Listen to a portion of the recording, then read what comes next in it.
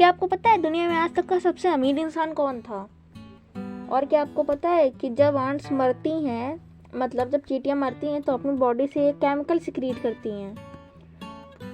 तो आज की इस वीडियो में हम लोग इन्हीं सब फैक्ट्स के बारे में जानेंगे। फैक्ट नंबर 5, डेज के बारे में तो सुना ही होगा। जब डे को सिलेक्ट करके उसको कोई डे के नाम पे घोषित कर देते हैं। मेरा मतलब कि जैसे हम लोग 1 अप्रैल को अप्रैल फूल डे मनाते हैं, 15 अगस्त को इंडिपेंडेंस डे मनाते हैं, 26 जनवरी को रिपब्लिक डे मनाते हैं।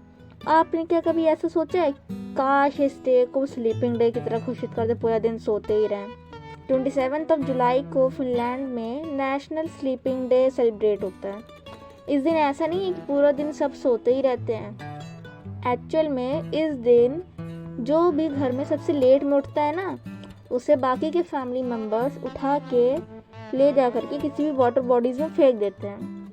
किसी भी वाटर बॉडी मतलब ये ऐसा नहीं फेंकते कि उसको मार ही देना है, उसको कि वो मरी जाए, बस ऐसे फेंक दो। उसको किसी भी कम गहरी लेक, रिवर, सी के शोर पे या तो पॉन्ड में या स्विमिंग पूल में ऐसी जगह फेंक देते हैं। फैक्ट नंबर 4, क्या आपने एनिडोनिया नाम के वर्ड के बारे में सुना है? तो इस बात को थोड़ा ध्यान से सुनना समझना, ठीक। एनिडोनिया एक फीलिंग का नाम है, मतलब एक फीलिंग को एनिडोनिया बोला जाता है। वो फीलिंग जब आप बच्चे होते हो तो आपको कोई एक काम करने में काफ़ी प्लेजर मिलता है। जैसे कि आपको शैतानी करने में प्लेजर मिलता हो तो आज भी मिलता होगा। जैसे आपको पहले मॉल जाने में बहुत ही प्लेजर मिलता होगा कि वाह मॉल चलेंगे, बहुत क्रेज़ रहता होगा, हम लोग आज मॉल जाएंगे। लेकिन आज की डेट में मॉल जाना आपके लिए बिल्कुल नॉर्मल है, नॉर्मल थिंग है। अब आपको उससे इतना प्लेजर नहीं मिलता है। तो इस तरह की फीलिंग को एनिडोनिया कहते हैं। जो चीज़ हमें पहले करने में प्लेजर मिलता था, वो आज की डेट में हम जब वही चीज़ करते हैं तो हमें उस तरह का प्लेजर नहीं मिलता, मतलब बिल्कुल वो नॉर्मल रहता है। एनिडोनिया को लैक ऑफ प्लेजर भी बोला जाता है।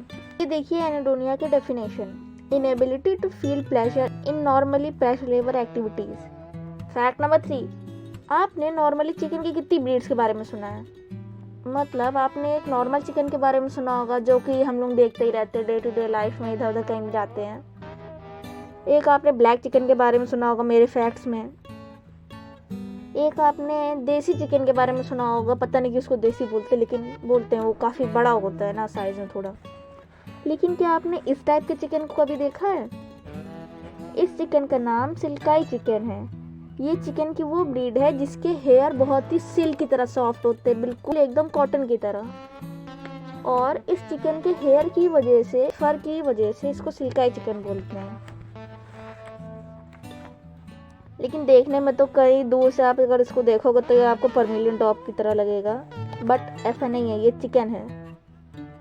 फैक्ट नंबर 2, क्या आपको पता है जब भी कोई भी आंट मरती है तो अपनी बॉडी से केमिकल सिक्रीट करती है। उसकी बॉडी से मरने के बाद एक केमिकल निकलता है जो कि दूसरे जिंदा आंट्स को सिग्नल भेजता है कि इस पर्टिकुलर लोकेशन पे ये एक आंट डेड हो चुकी है, मर चुकी है। तो बाकी जिंदा आंट्स उस लोकेशन पे जाके डेड आंट को उठा के अपनी कम्युनिटी से, इनफैक्ट अपनी उस लोकेशन से बाहर फेंक देती है, अपने एरिया से। अगर कोई इंसान ये केमिकल गलती से किसी आंट पे डाल दे, भले ही वो मूव कर रही हो, फिर भी बाकी की जो जिंदा आंट्स होंगी वो आएंगी और उस आंट को जिसके ऊपर वो केमिकल डाला गया है उसको उठा के अपनी कम्युनिटी से बाहर फेंक देंगे, अपने एरिया से बाहर फेंक देंगी। तो आपने एक माइंडसेट कॉमन पाया होगा ह्यूमन, इंसेक्ट्स एंड एनिमल्स में कि जब भी कोई डेड होता है तो उसको सभी लोग अपनी कम्युनिटी से निकाल के बाहर फेंक देते हैं, बाहर कर देते हैं अपनी कम्युनिटी से और अपने एरिया से। तो इस टाइप के एक्शन को न्यूक्रोफिरोसिस बोलते हैं। ये देखिए इसकी definition, necrophoresis is a behaviour found in social insects such as ants, bees, vipers, in which they carry the dead bodies of their members, their colony, from the nest or hive area. This acts as a sanitary measure to prevent disease or infection from spreading throughout the colony. इसका Wikipedia पे page भी है, आप चाहे तो उसको Google करके देख सकते हैं। फैक्ट नंबर 1, आप ये बताइए इस दुनिया का सबसे अमीर आदमी कौन था? अब तक का सबसे अमीर आदमी। अगर आपका आंसर जेफ बेजोस है तो सॉरी, आप रॉन्ग हैं, क्योंकि 1280 में एक राजा हुआ करता था मनसा मूसा, जो कि माली नाम के देश का राजा था। देश, हाँ, वही देश जो आज की डेट में पॉवर्टी स्ट्रिकन है, सबसे गरीब देश है। बात के बारे में आपको कई सारे आर्टिकल्स विकिपीडिया पे भी मिल जाएंगे।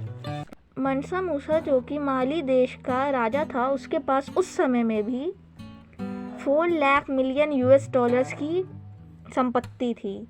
जब यूरोपियन कंट्रीज़ को माली देश के बारे में पता चला, तब यूरोपियन कंट्रीज़ माली को विजिट करने लगी, वहाँ के कल्चर के बारे में जानने लगी, वहाँ की हेरिटेज और वगैरह में सारी डिटेल्स निकालने लगी। और बाद में यूरोपियन कंट्रीज़ ने माली देश पर हमला करके उसे अपना गुलाम बना लिया और वहाँ की सारी संपत्ति लूट ली।